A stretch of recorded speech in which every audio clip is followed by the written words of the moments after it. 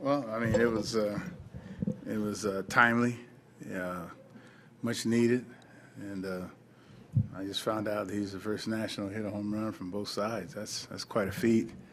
You know, you don't see that very often, and had 7 RBIs. I mean, that was that was a big at bat early, and boy, that's quite a night.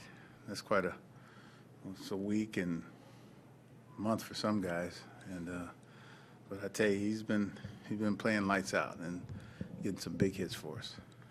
It wasn't always, he started the season pretty slow. Is there anything you kind of particularly appreciate about the way the season's played out for him? Well, I mean, he's persevered, number one, and he does a lot of studying.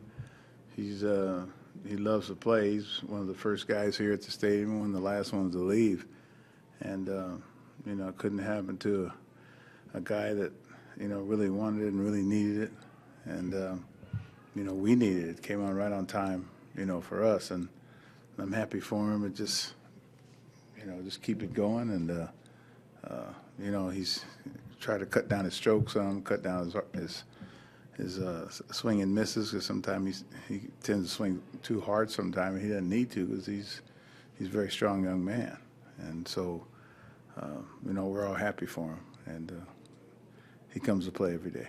He finished the month of June with 9 homers, 21 RBIs. He's doing that at an 8 spot. Yeah.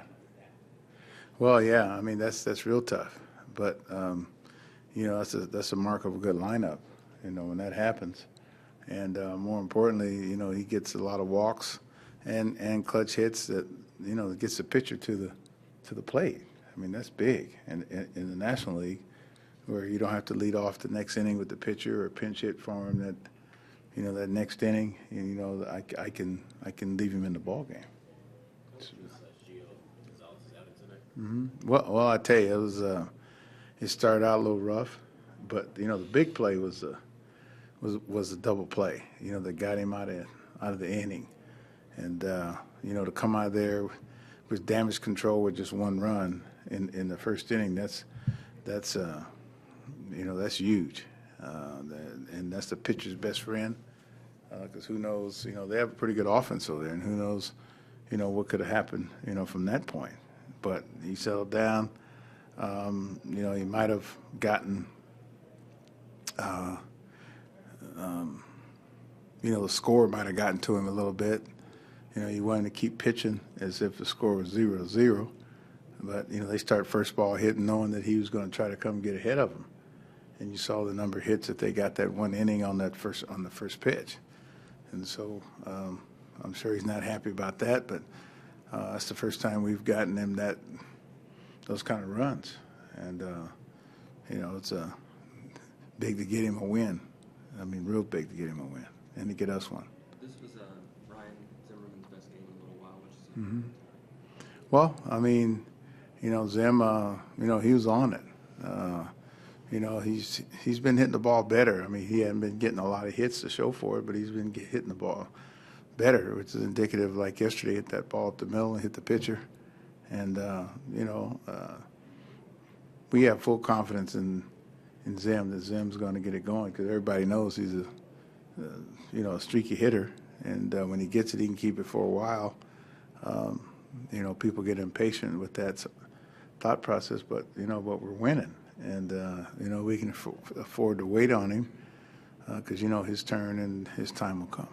Speaking of being able to afford to wait, you have a pretty talented shortstop down in AAA, Mm-hmm. But you have the luxury of having a guy like Danny on both sides of the ball getting Right. the job done. What's it like as a manager to have that and to be able to not have to rush a guy like that? Well, I mean, I know everybody's, calling for the next new guy, but sometimes it's better served that they play. I was in that same boat, as a kid, and you get impatient sometimes. But heck, I hit 325, made the All-Star team, and had to go back. And my roommate Ralph Garr hit 348 and had to go back and hit 363 or something like that. So, you want them to, there's more, to playing the game than just hitting. You know, I mean, that's all you see are the stats and hitting, but you don't see, you know, plays and see, you know, base running, you know, throwing to the right base. There's a lot of things that are involved in the game, not just, you know, hitting. I mean, we get caught up sometime in the stats, you know, so much, but you don't really get to see a guy every day. And so, like, I leave that to the people that are down there and people that are evaluating the, you know, the everyday play of a person. So, you know, it's not going to hurt him to play. And In the meantime, I imagine it's got to be nice to know the position's in good hands here. oh yeah, I mean, yeah, I mean there were people calling for Danny's job earlier, you know, and I mean it's a long season, and guys learn, guys get better, guys, you know, get better, you know, with instruction. I mean, I think we got one of the best staffs around, and Rick Shue and Jock Jones have been spending countless hours, you know, getting through to some of the guys, and you know, sometimes they get it early and sometimes they get it late, but the key is to get it and keep repeating it until they see some progress and they see some improvement. Then it's a lot easier for them to listen, you know, from then on once they see their game is improving.